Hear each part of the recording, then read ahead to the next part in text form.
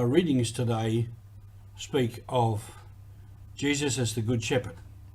And Jesus calls himself the Good Shepherd who lays down his life for his sheep. And he says, I know my own. This is Mission Live. I'm Roger from the MSC Mission Office. Next month on the 15th of May, we celebrate here 100 years of the opening of what we call the West Wing, which is attached on the west side, obviously, of the monastery. And that was built to house the seminarians, the students who were studying for the priesthood.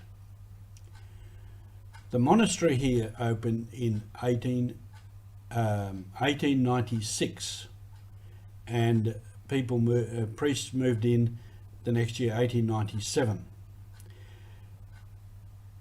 I'm saying this because this is the beginning of a new province, and a new province which would serve the Australian Church and give great service to the mission in Papua.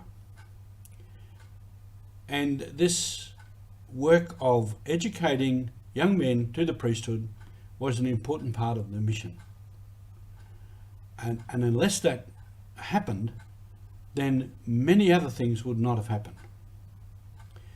In 1898, 2 years after the building, there were 8 students. In 1899, there were 12. The next year, there were 13. By 1908, there were 37 students. And in about 1921, these students moved up country to Douglas Park, where we had the novitiate. And then about 10 years later, they moved back down here to Kensington. And then in 1939, they moved to Melbourne, to Croydon, because we had so many students they couldn't be housed here.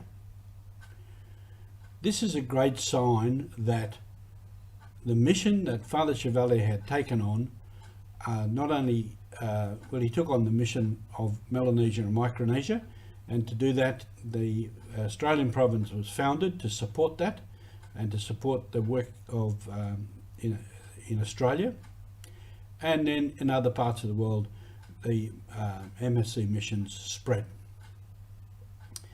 Here in Australia, as young men were moved on to ordination and priesthood, they took up parish work, parish missions were very big at the time. The priest would go out to a parish and preach a mission. The missions in Papua, we sent men up there. We had the annals, which was a big work.